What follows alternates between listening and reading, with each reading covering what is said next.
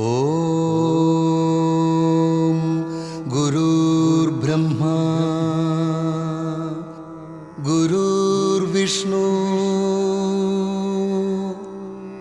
ഗുരുർദേവോ മഹേശ്വരാ ഗുരു സാക്ഷാൽ പരബ്രഹ്മ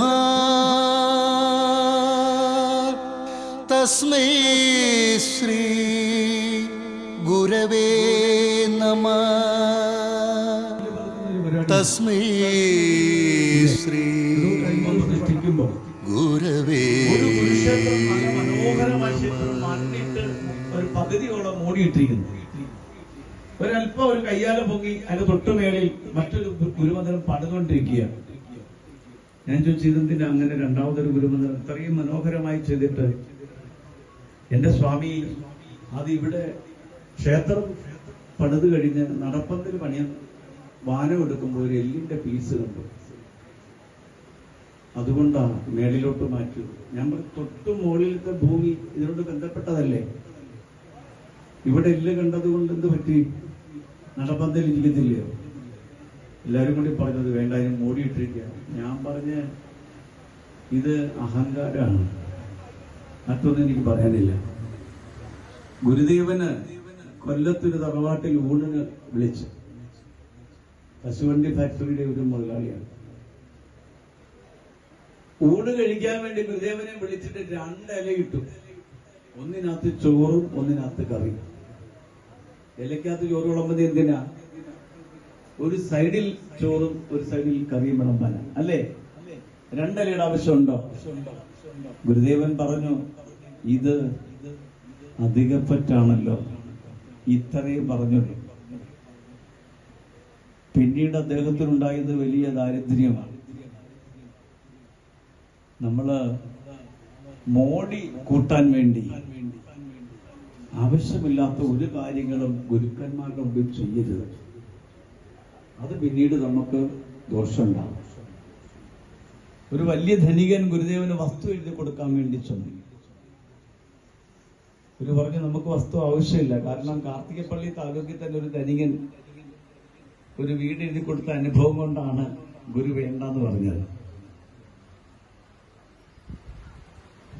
അയാളുടെ മരണശേഷം മക്കൾ വലുതായപ്പോൾ അവർ കേസ് കൊടുത്തു ഗുരുവിന്റെ പേരിൽ. ഞങ്ങൾ മൈനർ ആയിരിക്കുമ്പോഴാണ് അച്ഛൻ ആ വസ്തു എഴുതി തന്നത്, ഞങ്ങളിപ്പോ സീനിയർ ആയതുകൊണ്ട് തിരിച്ചു വേണം. കേസ് കോടതിയിൽ നിന്ന് വന്നു. മുൻസിപ്പ് നേരിട്ട് ഗുരുദേവന്റെ കയ്യിൽ എന്നിട്ട് പറഞ്ഞ് 5 അക്ഷരം വരുന്ന ഒരു വാക്കങ്ങ് കള്ളം പറയണം, ഞങ്ങൾ ഇതങ്ങ് തിരിച്ചു വന്നേക്കാം, ഗുരുവിന് തിരിച്ചു വന്നേക്കാം. ഗുരുദേവൻ ചോദിച്ചു, കള്ളം പറയുകയോ? നമ്മുടെ നിഘണ്ടുവിൽ എങ്ങനെയില്ലല്ലോ കള്ളം പറയുന്നത്. ഓ, ധർമ്മപുത്രനെ കൊണ്ട് കൃഷ്ണൻ കള്ളം പറയിപ്പിച്ചതുപോലല്ലേ? അശ്വത്ഥമാ അതവഞ്ചന, ശ്രദ്ധാവിനെ ആന കുത്തിക്കൊന്നു എന്ന് പറയാൻ അതുപോലെയാണോ അന്വേഷിച്ചു? കള്ളം പറയുന്നത് നമ്മുടെ നിഘണ്ടുവിലില്ല. അവരുടേതാണെന്ന് അവർ ആവശ്യപ്പെടുന്നെങ്കിൽ അവർക്ക് തന്നെ തിരിച്ചു കൊടുത്തോളൂ. കാരണം ഗുരുദേവനെ കോടതി വിളിപ്പിക്കാൻ പറ്റില്ല. ഈ വക്കീൽ ജഡ്ജ് നേരിട്ടാ വന്നത്.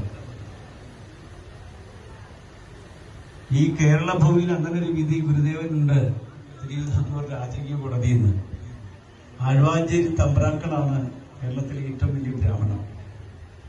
അവർക്ക് മരിച്ച ആളുകളെ ജീവിപ്പിക്കാൻ വരെ സിദ്ധിയുള്ള യോഗികളാണ് അവർ. കേരളത്തിലെ ഏറ്റവും വലിയ ബ്രാഹ്മണ സമൂഹം ആഴ്വാഞ്ചേരി തമ്പ്രാക്കളാണ്.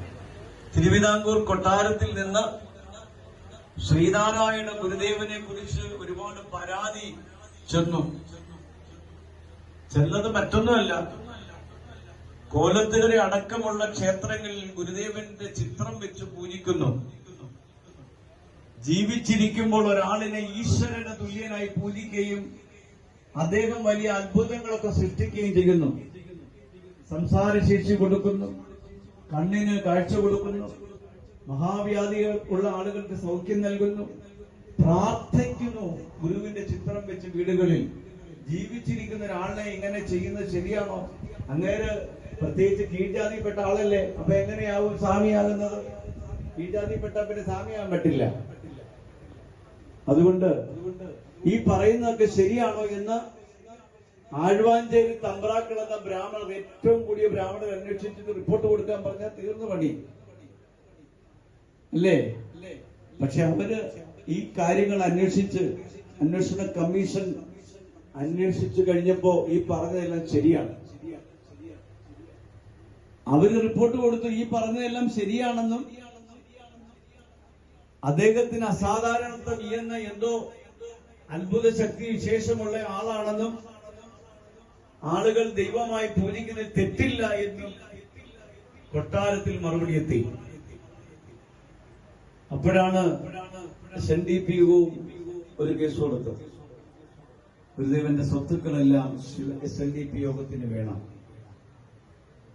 ആ കേസിൽ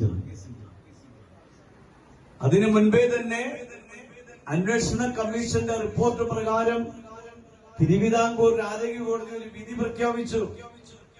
ലോകത്ത് ഇന്നേ വരെ ഒരു ഗുരുക്കന്മാർക്ക് ലഭിച്ചിട്ടില്ലാത്ത വലിയൊരു അംഗീകാരം തിരുവിതാംകൂർ കൊട്ടാരത്തിലെ സവർണ കോടതിയിൽ നിന്ന് അവർണനായ സന്യാസിക്ക് വരികയാണ്. ശ്രീനാരായണ ഗുരു കോടതിക്ക് അതീതനാണ്. ശ്രീനാരായണ ഗുരുവിനെ കോടതിയിലേക്ക് വിളിപ്പിക്കരുത്. ശ്രീനാരായണ ഗുരു ഇരിക്കുന്നിടത്ത് കോടതി ചെല്ലണം എന്തെങ്കിലും ചോദിക്കാൻ. അങ്ങനെ ശിവഗിരിയിലേക്ക് 2 കാളവണ്ടിയിലാണ്